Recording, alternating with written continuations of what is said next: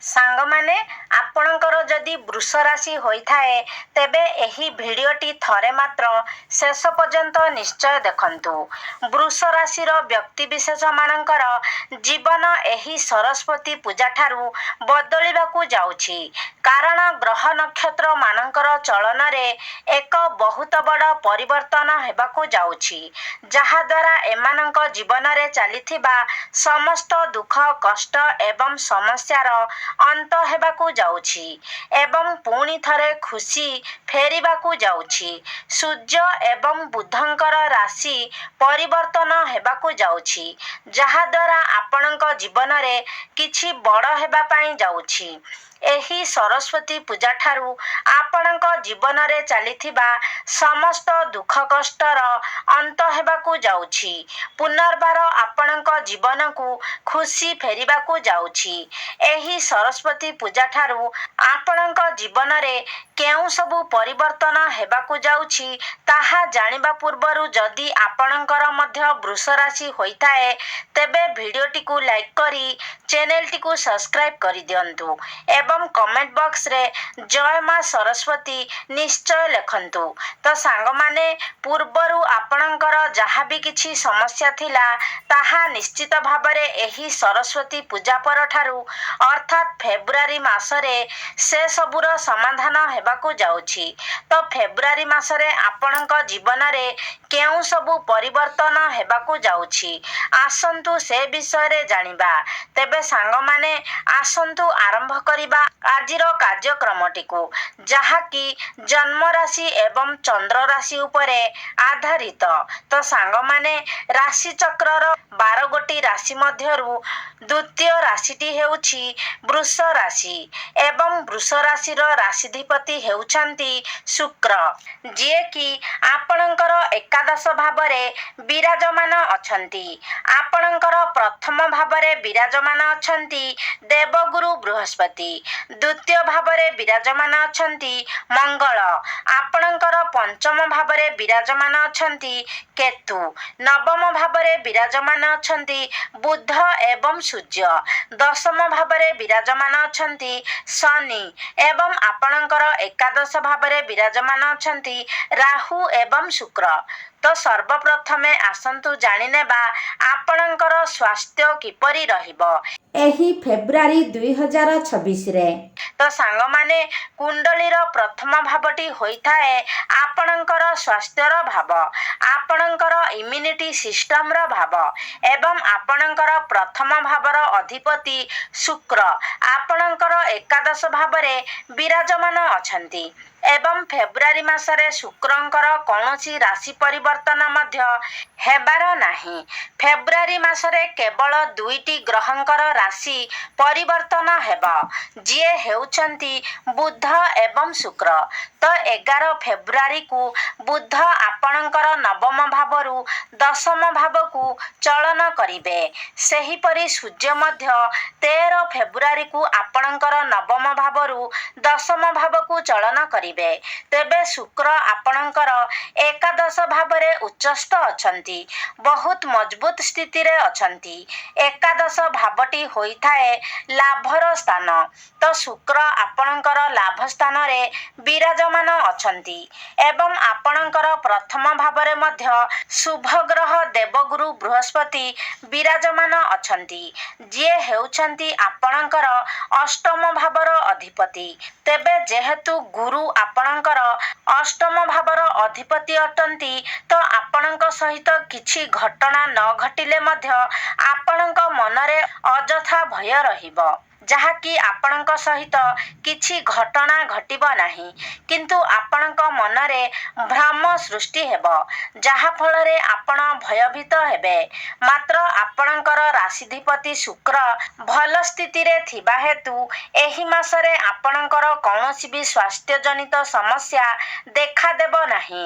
ଆପଣଙ୍କ ମଧ୍ୟରେ ଏନର୍ଜି ମଧ୍ୟ ଭଲ ରହିବ, ଆପଣଙ୍କର ଇମ୍ୟୁନିଟି ସିଷ୍ଟମ ମଧ୍ୟ ଭଲ ରହିବ ଏବେ ଆସନ୍ତୁ ଜାଣିବା ଆପଣଙ୍କର ଶିକ୍ଷା କ୍ଷେତ୍ର କିପରି ରହିବ ଏହି ଫେବୃଆରୀ 2025ରେ। ତ ସାଙ୍ଗମାନେ କୁଣ୍ଡଳୀର ପଞ୍ଚମ ଭାବଟି ହୋଇଥାଏ ଆପଣଙ୍କର ଶିକ୍ଷା କ୍ଷେତ୍ରର ଭାବ। ତ ଆପଣଙ୍କର ପଞ୍ଚମ ଭାବର ଅଧିପତି ହେଉଛନ୍ତି ବୁଧ, ଯିଏକି ଆପଣଙ୍କର ନବମ ଭାବରେ ବିରାଜମାନ ଅଛନ୍ତି। ଆପଣଙ୍କର ପଞ୍ଚମ ଭାବର ଅଧିପତି ପଞ୍ଚମ ଭାବଠାରୁ ପଞ୍ଚମ ଭାବରେ ବିରାଜମାନ ଅଛନ୍ତି। ଏହାକୁ ଭବତ୍ ଭବମ୍ ଯୋଗ ବୋଲି କୁହାଯାଇଥାଏ, ଯାହାକି ଅତ୍ୟନ୍ତ ଶୁଭ ଯୋଗ ହୋଇଥାଏ। ଏହା ବ୍ୟତୀତ ଆପଣଙ୍କର ନବମ ଭାବଟି ତ୍ରିକୋଣ ହୋଇଥାଏ, ଲକ୍ଷ୍ମୀ ସ୍ଥାନ ହୋଇଥାଏ। ପଞ୍ଚମ ଭାବଟିକୁ ମଧ୍ୟ ଲକ୍ଷ୍ମୀ ସ୍ଥାନ ମାନାଯାଇଥାଏ ଏବଂ ବୁଧଙ୍କର ସ୍ଥିତି ଏଠାରେ ବହୁତ ଭଲ ମଧ୍ୟ ରହିଛି। ଏବଂ 11 ଫେବୃଆରୀକୁ ବୁଧ ଯେତେବେଳେ ରାଶି ପରିବର୍ତ୍ତନ କରି ଆପଣଙ୍କର ଦଶମ ଭାବକୁ ଆସିବେ, କୁମ୍ଭ ରାଶିକୁ ଆସିବେ, ସେତେବେଳେ ମଧ୍ୟ ବୁଧଙ୍କର ସ୍ଥିତି ଏଠାରେ ବହୁତ ଭଲ ରହିବ। ତ ଏହି ଫେବୃଆରୀ ମାସରେ ଆପଣଙ୍କର ପାଠପଢ଼ାର ସ୍ଥିତି ବହୁତ ଭଲ ରହିବ। ମାତ୍ର ଆପଣଙ୍କର ପଞ୍ଚମ ଭାବରେ କେତୁ ବିରାଜମାନ ଅଛନ୍ତି। କେତୁ ହେଉଛନ୍ତି ମୁଣ୍ଡବିହୀନ ଗ୍ରହ। ସେ ଆପଣଙ୍କର ମନକୁ ଡାଇଭର୍ଟ କରାଇବେ, ଆପଣଙ୍କୁ ଅନ୍ୟମନସ୍କ କରାଇବେ ଏବଂ ପାଠପଢ଼ାରେ କେତୁ ଆପଣଙ୍କୁ କନଫ୍ୟୁଜ୍ ମଧ୍ୟ କରାଇଥାନ୍ତି। ଅର୍ଥାତ୍ ଆପଣ ଯେଉଁ ଲାଇନରେ ପାଠ ପଢ଼ୁଛନ୍ତି ଆପଣ ଭାବିବାକୁ ଲାଗିବେ କି ମୁଁ ଏହି ଯେଉଁ ଲାଇନରେ ପାଠ ପଢ଼ୁଛି ତାହା ମୋ ପାଇଁ ଠିକ୍ ରହିବ ତ, ନା ମୋତେ ପୁଣି ଅନ୍ୟ କୌଣସି ଲାଇନରେ ଯିବାର ଥିଲା। ଏହିଭଳି କନଫ୍ୟୁଜ୍ ଆପଣଙ୍କର ମନକୁ ଆସିବ। ମାତ୍ର ଏହି ମାସରେ ଯଦି ଆପଣ ପାଠପଢ଼ାକୁ ନେଇକି କୌଣସି ବି ଡିସିସନ୍ ନେବା ପାଇଁ ଚାହୁଁଛନ୍ତି ତ ବୁଧ, ଶୁକ୍ର ଏବଂ କେତୁ ବୁଧାଦିତ୍ୟ ଯୋଗର ନିର୍ମାଣ କରୁଛନ୍ତି, ଯାହାଫଳରେ ଆପଣ ଯାହା ବି ଡିସିସନ୍ ନେବେ ସେଥିରେ ଆପଣଙ୍କୁ ଶୁଭ ଫଳ ମିଳିବ। ଏବେ ଆସନ୍ତୁ ଜାଣିବା ଆପଣଙ୍କର ପ୍ରେମ ଜୀବନ କିପରି ରହିବ ଏହି ଫେବୃଆରୀ 2026ରେ। ତ ସାଙ୍ଗମାନେ କୁଣ୍ଡଳୀର ପଞ୍ଚମ ଭାବଟି ଆପଣଙ୍କର ଶିକ୍ଷାର ଭାବ ହେବା ସହିତ ପଞ୍ଚମ ଭାବଟି ମଧ୍ୟ ହୋଇଥାଏ ଆପଣଙ୍କର ପ୍ରେମ ଜୀବନର ଭାବ ଏବଂ ସନ୍ତାନର ଭାବ। ତ ଆପଣଙ୍କର ପଞ୍ଚମ ଭାବର ଅଧିପତି ହେଉଛନ୍ତି ବୁଧ, ଯିଏକି ଆପଣଙ୍କର ନବମ ଭାବରେ ବିରାଜମାନ ଅଛନ୍ତି ଏବଂ ଆପଣଙ୍କର ରାଶିର ଅଧିପତି ଶୁକ୍ର ଆପଣଙ୍କର ଏକାଦଶ ଭାବରେ ବିରାଜମାନ ଅଛନ୍ତି। ସାଙ୍ଗମାନେ ଏକାଦଶ ଭାବଟି ହୋଇଥାଏ କାମର ଭାବ ଏବଂ ଇଚ୍ଛାର ଭାବ। ଏହି ମାସରେ ଆପଣ ଟିକେ ରୋମାଣ୍ଟିକ୍ ରହିପାରନ୍ତି ଏବଂ ଶୁକ୍ର ଆପଣଙ୍କର ଏକାଦଶ ଭାବରେ ରହି ସିଧାସଳଖ ଦୃଷ୍ଟି ଆପଣଙ୍କର ପଞ୍ଚମ ଭାବ ଉପରକୁ ଦେଉଛନ୍ତି। ତ ଏହି ମାସରେ ଆପଣଙ୍କର ଭଲ ପାଇବା ବହୁତ ଭଲ ରହିବ। ଆପଣଙ୍କର ପ୍ରେମ ଜୀବନକୁ ନେଇ ଆପଣ ସିରିୟସ୍ ରହିବେ।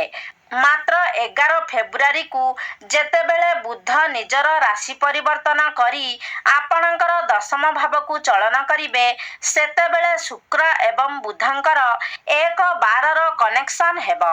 ସେତେବେଳେ 11 ଫେବୃଆରୀରେ ଆପଣଙ୍କ ମଧ୍ୟରେ କିଛିଟା ମିସ୍ ଅଣ୍ଡରଷ୍ଟାଣ୍ଡିଂ ଦେଖାଦେଇପାରେ, ମାତ୍ର ତାହାର କୌଣସି ଏତେଟା ଖରାପ ପ୍ରଭାବ ଆପଣଙ୍କର ପ୍ରେମ ଜୀବନ ଉପରେ ପଡ଼ିବ ନାହିଁ। ତ ଏହି ଫେବୃଆରୀ ମାସରେ ଆପଣଙ୍କର ପ୍ରେମ ଜୀବନ ସବୁ ଦୃଷ୍ଟିରୁ ଭଲ ରହିବ। ଏବେ ଆସନ୍ତୁ ଜାଣିବା ଆପଣଙ୍କର ବୈବାହିକ ଜୀବନ କିପରି ରହିବ ଏହି ଫେବୃଆରୀ 2025ରେ। ତ ସାଙ୍ଗମାନେ କୁଣ୍ଡଳୀର ସପ୍ତମ ଭାବଟି ହୋଇଥାଏ ଆପଣଙ୍କର ବୈବାହିକ ଜୀବନର ଭାବ, ଆପଣଙ୍କ ଜୀବନ ସାଥୀର ଭାବ। ତ ଆପଣଙ୍କର ସପ୍ତମ ଭାବର ଅଧିପତି ହେଉଛନ୍ତି ମଙ୍ଗଳ, ଯିଏକି ଆପଣଙ୍କର ଦ୍ୱିତୀୟ ଭାବରେ ବିରାଜମାନ ଅଛନ୍ତି। ସାଙ୍ଗମାନେ ଏମିତି ଯଦି ଆପଣ ଦେଖିବେ ତ ଆପଣଙ୍କର ସମସ୍ତ ଗ୍ରହ ଶୁଭ ସ୍ଥାନରେ ହିଁ ବିରାଜମାନ ଅଛନ୍ତି। ତ ଏହି ମାସଟି ଆପଣଙ୍କ ପାଇଁ ବହୁତ ବିଶେଷ ହେବାକୁ ଯାଉଛି, ବହୁତ ଖାସ୍ ହେବାକୁ ଯାଉଛି।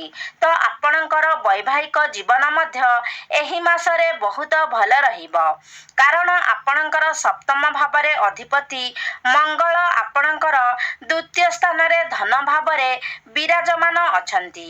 ଆପଣଙ୍କ ପ୍ରଥମ ଭାବରେ ଦେବଗୁରୁ ବୃହସ୍ପତି ବିରାଜମାନ ହୋଇ ଆପଣଙ୍କର ସପ୍ତମ ଭାବକୁ ଦେଖୁଛନ୍ତି ଏବଂ ଶନିଙ୍କର ଦୃଷ୍ଟି ମଧ୍ୟ ସପ୍ତମ ଭାବ ଉପରେ ରହୁଛି, ଯାହା ଫଳରେ ଆପଣଙ୍କର ଜୀବନସାଥୀଙ୍କର ନେଚର ଟିକେ ମୁଢ଼ି ସ୍ୱଭାବର ହୋଇପାରେ।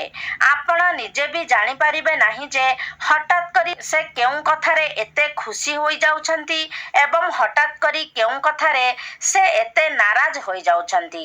ଯେହେତୁ ଶନିଙ୍କର ଦୃଷ୍ଟି ଆପଣଙ୍କର ସପ୍ତମ ଭାବ ଉପରେ ରହୁଛି, ତେବେ ବୈବାହିକ ଜୀବନ ଏହି ମାସରେ ଅର୍ଥାତ୍ ଫେବୃଆରୀ ମାସରେ ଆପଣଙ୍କର ବହୁତ ଭଲ ରହିବ। ମାତ୍ର ଆପଣ ନିଜର ଜୀବନସାଥୀଙ୍କର ସ୍ୱଭାବକୁ ଟିକେ ବୁଝିପାରିବେ ନାହିଁ ଏବଂ ଯେହେତୁ ଆପଣଙ୍କର ସପ୍ତମ ଭାବର ଅଧିପତି ମଙ୍ଗଳ ଅଟନ୍ତି, ତ ଆପଣଙ୍କର ଜୀବନସାଥୀ ଟିକେ ରାଗି ସ୍ୱଭାବର ମଧ୍ୟ ହୋଇପାରନ୍ତି। ମାତ୍ର ତାହା ନର୍ମାଲ ରହିବ।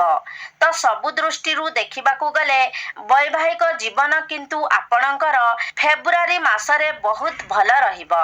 ଏବେ ଆସନ୍ତୁ ଜାଣିବା ସବୁଠାରୁ ମହତ୍ତ୍ୱପୂର୍ଣ୍ଣ ବିଷୟବସ୍ତୁ, ଆପଣଙ୍କର ଭାଗ୍ୟ, କ୍ୟାରିୟର ଏବଂ ବ୍ୟାପାର ବାଣିଜ୍ୟର ସ୍ଥିତି କିପରି ରହିବ ଏହି ଫେବୃଆରୀ 2026ରେ। ତ ସାଙ୍ଗମାନେ, କୁଣ୍ଡଳୀର ନବମ ଭାବଟି ହୋଇଥାଏ ଭାଗ୍ୟର ସ୍ଥାନ, ଦଶମ ଭାବଟି ହୋଇଥାଏ ଆପଣଙ୍କର କ୍ୟାରିୟରର କାର୍ଯ୍ୟକ୍ଷେତ୍ରର ସ୍ଥାନ ଏବଂ ସପ୍ତମ ଭାବଟି ହୋଇଥାଏ ଆପଣଙ୍କର ବ୍ୟାପାର ବାଣିଜ୍ୟର ସ୍ଥାନ। ତ ଆପଣଙ୍କର ନବମ ଭାବର ଅଧିପତି ହେଉଛନ୍ତି ଶନି ଏବଂ ଆପଣଙ୍କର ଦଶମ ଭାବର ଅଧିପତି ମଧ୍ୟ ହେଉଛନ୍ତି ଶନି ଏବଂ ଶନି ଆପଣଙ୍କର ଦଶମ ଭାବରେ ବିରାଜମାନ ଅଛନ୍ତି ଏବଂ ଆପଣଙ୍କର ଭାଗ୍ୟ ଭାବ ଉପରେ ଦେବଗୁରୁ ବୃହସ୍ପତିଙ୍କର ଦୃଷ୍ଟି ରହିଛି। ତ ଆପଣଙ୍କର ଭାଗ୍ୟ ମଧ୍ୟ ବହୁତ ମଜବୁତ ରହିବ। ଆପଣଙ୍କୁ ସମ୍ପୂର୍ଣ୍ଣ ରୂପରେ ଆପଣଙ୍କର ଭାଗ୍ୟର ସାଥ ମିଳିବ, କାରଣ ଭାଗ୍ୟର କାରକ ଗ୍ରହ ଦେବଗୁରୁ ବୃହସ୍ପତିଙ୍କର ଦୃଷ୍ଟି ଭାଗ୍ୟ ଭାବ ଉପରେ ହିଁ ରହୁଛି ଏବଂ ସୂର୍ଯ୍ୟ ଉତ୍ତରାୟଣ ହୋଇ ଆପଣଙ୍କର ମକର ରାଶିରେ ବିରାଜମାନ ଅଛନ୍ତି, ଅର୍ଥାତ୍ ଆପଣଙ୍କର ନବମ ଭାବରେ ବିରାଜମାନ ଅଛନ୍ତି। ତ ଏହି ଫେବୃଆରୀ ମାସଟି ଆପଣଙ୍କ ପାଇଁ ଏକ ଏପରି ମାସ ଅଟେ ଯେଉଁ ମାସରେ ଆପଣ କିଛି ବଡ଼ କରିପାରନ୍ତି, କିଛି ବଡ଼ କଥା ଆପଣ ଚିନ୍ତା କରିପାରନ୍ତି ଏବଂ ନିଶ୍ଚିତ ଭାବରେ ଆପଣଙ୍କୁ ଏହା କରିବା ମଧ୍ୟ ଉଚିତ ଅଟେ। ତ ଫେବୃଆରୀ ମାସରେ ଯଦି ଆପଣ କୌଣସି ଶୁଭ ମାଙ୍ଗଳିକ କାର୍ଯ୍ୟର ଆୟୋଜନ କରିବା ପାଇଁ ଚାହୁଁଛନ୍ତି, କୌଣସି ବଡ଼ ଡିସିସନ୍ ନେବା ପାଇଁ ଚାହୁଁଛନ୍ତି, ଆପଣଙ୍କର କୌଣସି ମିଟିଂ କିମ୍ବା ଡିଲ୍ ରହିଛି କିମ୍ବା ଆପଣ କୌଣସି ବଡ଼ ଇନଭେଷ୍ଟ କରିବା ପାଇଁ ଚାହୁଁଛନ୍ତି, କହିବାକୁ ଗଲେ ଭାଗ୍ୟ ସହ ସମ୍ବନ୍ଧିତ କୌଣସି ବି କାର୍ଯ୍ୟ ଆପଣ କରିପାରିବେ। ପ୍ରତ୍ୟେକ କାର୍ଯ୍ୟରେ ଆପଣଙ୍କୁ ସଫଳତା ମିଳିବ। ଏବେ ଆସନ୍ତୁ ଜାଣିବା ଆପଣଙ୍କର କ୍ୟାରିୟର, ଆପଣଙ୍କର କାର୍ଯ୍ୟକ୍ଷେତ୍ର କିପରି ରହିବ ଏହି ଫେବୃଆରୀ 2026ରେ। ତ ସାଙ୍ଗମାନେ, ମୁଁ ଆପଣଙ୍କୁ କହିସାରିଛି ଯେ ଦଶମ ଭାବଟି ହୋଇଥାଏ ଆପଣଙ୍କର କ୍ୟାରିୟରର ଭାବ। ଦଶମ ଭାବର ଅଧିପତି ମଧ୍ୟ ଶନି ଅଟନ୍ତି ଏବଂ ଶନି ଦଶମ ଭାବରେ ହିଁ ବିରାଜମାନ ଅଛନ୍ତି ଏବଂ ଶନି ଆପଣଙ୍କର ଦଶମ ଭାବରେ ବିରାଜମାନ ରହି ଶଶ ନାମର ରାଜଯୋଗର ନିର୍ମାଣ କରୁଛନ୍ତି। ତ ଆପଣ ନିଜ କ୍ୟାରିୟରରେ ଠିକ୍ ଡିସିସନ୍ ନେଇପାରିବେ ଏବଂ ନିଜର କ୍ୟାରିୟର ସମ୍ବନ୍ଧିତ ଯଦି ଆପଣ କିଛି କଥା ଚିନ୍ତା କରୁଛନ୍ତି, କିଛି ବେଟର କରିବା ପାଇଁ ଆପଣ ଭାବୁଛନ୍ତି, ଆପଣଙ୍କର କ୍ୟାରିୟର ରିଲେଟେଡ୍ କିଛି ପ୍ଲାନିଂ କରୁଛନ୍ତି, ତ ଫେବୃଆରୀ ମାସଟି ନିଶ୍ଚିତ ରୂପରେ ଆପଣଙ୍କ ପାଇଁ ଅନୁକୂଳ ରହିବ, କାରଣ ଆପଣଙ୍କର ପ୍ରତ୍ୟେକ ଗ୍ରହ ଏହି ମାସରେ ବହୁତ ଶୁଭ ସ୍ଥଳରେ ଉଚ୍ଚସ୍ଥ ହୋଇକି ବିରାଜମାନ ଅଛନ୍ତି। ତ କ୍ୟାରିୟର ଆପଣ ଯାହା ବି କିଛି ଚିନ୍ତା କରୁଛନ୍ତି, ଯଦି କିଛି ପରିବର୍ତ୍ତନ କରିବା ପାଇଁ ଚିନ୍ତା କରୁଛନ୍ତି, କିଛି ବଡ଼ କରିବା ପାଇଁ ଚିନ୍ତା କରୁଛନ୍ତି, ତ ତାହା ଆପଣ ନିଶ୍ଚିତ ଭାବରେ କରିବା ଉଚିତ, କାରଣ ଆପଣ ଯଦି ତାହା କରନ୍ତି ତ ସେଥିରେ ନିଶ୍ଚିତ ଭାବରେ ଆପଣଙ୍କୁ ସଫଳତା ମିଳିବ। ଏବେ ଆସନ୍ତୁ ଜାଣିବା ଆପଣଙ୍କର ବ୍ୟାପାର ବାଣିଜ୍ୟ କିପରି ରହିବ ଏହି ଫେବୃଆରୀ 2026ରେ। ତ ସାଙ୍ଗମାନେ ସପ୍ତମ ଭାବଟି ହୋଇଥାଏ ଆପଣଙ୍କର ବ୍ୟାପାର ବାଣିଜ୍ୟର ଭାବ ଏବଂ ଆପଣଙ୍କର ସପ୍ତମ ଭାବର ଅଧିପତି ହେଉଛନ୍ତି ମଙ୍ଗଳ। ଆପଣଙ୍କର ଦ୍ୱିତୀୟ ଭାବରେ ଧନ ସ୍ଥାନରେ ବିରାଜମାନ ଅଛନ୍ତି ଏବଂ ବ୍ୟାପାର ବାଣିଜ୍ୟର କାରକ ଗ୍ରହ ବୁଧ ମଧ୍ୟ ଆପଣଙ୍କର ନବମ ଭାବରେ ଲକ୍ଷ୍ମୀ ସ୍ଥାନରେ ବିରାଜମାନ ଅଛନ୍ତି। ତ ବ୍ୟାପାର ବାଣିଜ୍ୟ ମଧ୍ୟ ଏହି ମାସରେ ଅର୍ଥାତ୍ ଫେବୃଆରୀ ମାସରେ ଆପଣଙ୍କର ବହୁତ ଭଲ ରହିବାକୁ ଯାଉଛି। ସାଙ୍ଗମାନେ ବେଳେବେଳେ ଖୁବ୍ କମ୍ ସମୟ ଆସିଥାଏ ଯେଉଁ ସମୟରେ ଆମର ସମସ୍ତ ଗ୍ରହମାନେ ଭଲ ସ୍ଥିତିରେ ଥାଆନ୍ତି। ତ ଫେବୃଆରୀ ମାସଟି ଆପଣଙ୍କ ପାଇଁ ସେହିଭଳି ମାସ ହେବାକୁ ଯାଉଛି ଯେଉଁ ମାସରେ ପ୍ରତ୍ୟେକ ଗ୍ରହ ଆପଣଙ୍କର ଭଲ ସ୍ଥିତିରେ ରହିବାକୁ ଯାଉଛନ୍ତି। ତ ଏବେ ଆସନ୍ତୁ ଜାଣିବା କିଛି ବିଶେଷ ପ୍ରତିକାର ବିଷୟରେ ଯାହାଫଳରେ ଆପଣଙ୍କୁ ଅଧିକ ଶୁଭତ୍ୱ ପ୍ରାପ୍ତି ହେବ। ତ ଏମିତି ତ ଦେଖିବାକୁ ଗଲେ ଏହି ମାସରେ ଆପଣଙ୍କୁ କୌଣସି ପ୍ରତିକାରର ହିଁ ଆବଶ୍ୟକତା ନାହିଁ। ମାତ୍ର ଯଦି ବି ଆପଣ କିଛି କରିବା ପାଇଁ ଚାହୁଁଛନ୍ତି ତ ପ୍ରତ୍ୟେକ ଦିନ ଆପଣ ହନୁମାନ ଚାଳିଶାର ପାଠ କରନ୍ତୁ ଏବଂ ପ୍ରତ୍ୟେକ ଦିନ ଆପଣ ଗାୟତ୍ରୀ ମନ୍ତ୍ରର ଜପ କରନ୍ତୁ ଏବଂ ପ୍ରତ୍ୟେକ ଦିନ ଆପଣ ବୁଦ୍ଧଙ୍କର ବୀଜ ମନ୍ତ୍ର ମଧ୍ୟ 108 ଥର ଜପ କରନ୍ତୁ। ତେବେ ସାଙ୍ଗମାନେ ଆପଣଙ୍କର ଜୀବନ ମଙ୍ଗଳମୟ ହେଉ ଏହା ହିଁ ଈଶ୍ୱରଙ୍କ ନିକଟରେ ମୋର ପ୍ରାର୍ଥନା।